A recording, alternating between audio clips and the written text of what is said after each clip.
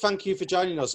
Before we get to this big game this weekend against the Navy, just a bit of a catch-up for the previous rounds that York Acorn have had. It's been a tough couple of opening rounds to the Challenge Cup. I mean, how have you found it? It's been really tough. You know, we've played two really good teams in Edinburgh and West Warriors. You know, very, very unorthodox style compared to what we're used to. You know, NCL sides usually play a pretty sort of similar sort of pattern. You know, and especially you know, Edinburgh, that just played completely off the cuff, and it was great to watch, but it was really difficult for my lads. You know, coupled with travelling to Edinburgh as well. I mean, you know, thank God we didn't draw West Warriors away. Otherwise, I think we'd have definitely got the most away travel in Challenge Cup this year, regardless of anyone else in later rounds. So, but yeah, two really good workouts for my boys. You know, and a credit to Edinburgh and West Warriors. I thought they were both really good. How important are these matches because obviously, you know, having a Challenge Cup run's great, but your main focus, I'd imagine, is the NCL this year, and you know, the opening game's coming up in a month's time. Yeah.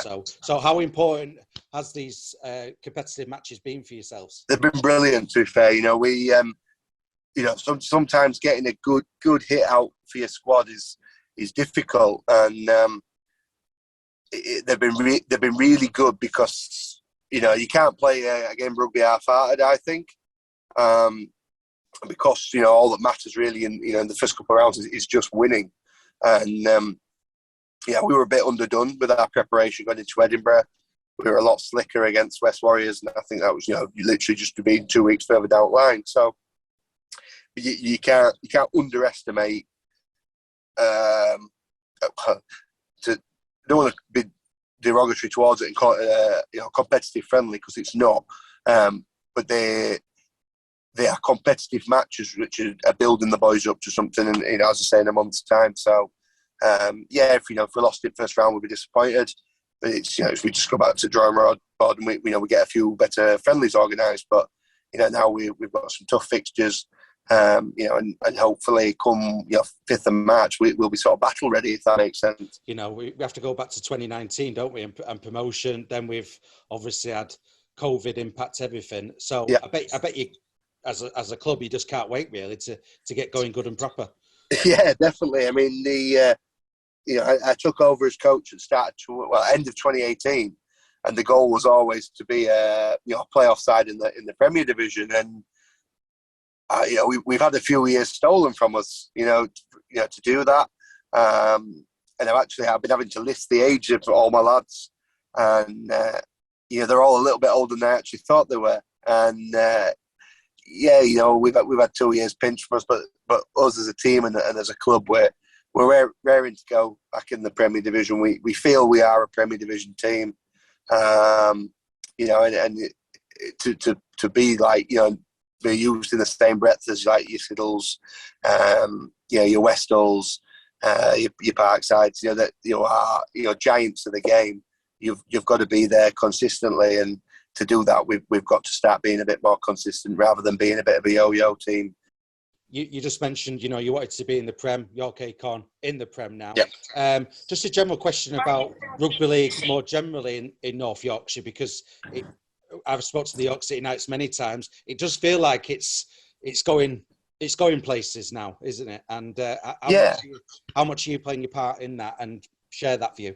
I definitely agree. It's going places, and for me, you know, I am a lifelong rugby fan, and I think it's great. You know, Youth have, well, after a bit, you know, struggling for a few years, they've sorted out the juniors, and they've got a good production line.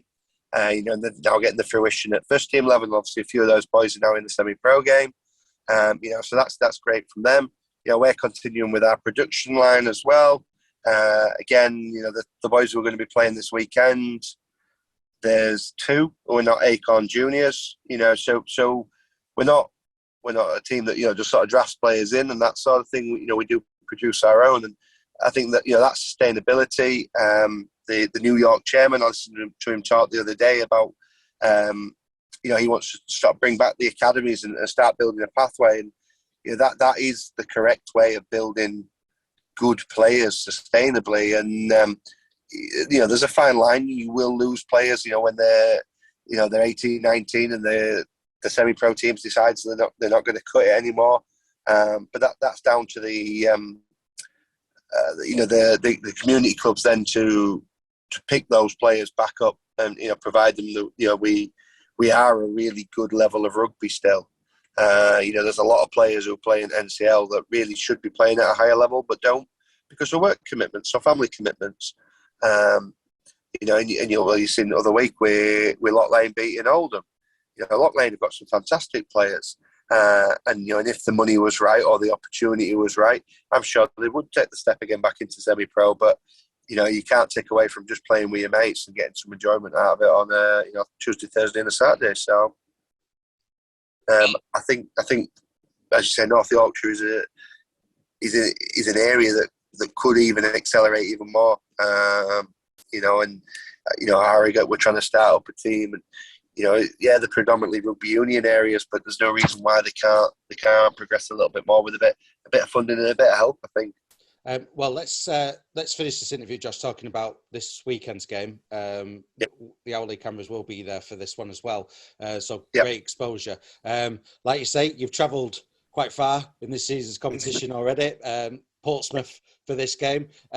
What's your thoughts on the challenge to come this weekend? It's going to be really tough. One of my forwards actually plays for the Army, so he got knocked out in the last round by the Navy. He said they're very physical. I've watched both the Challenge Cup games so far, and they're a big set of lads, to be fair, and fair play to them. They stick to a disciplined job.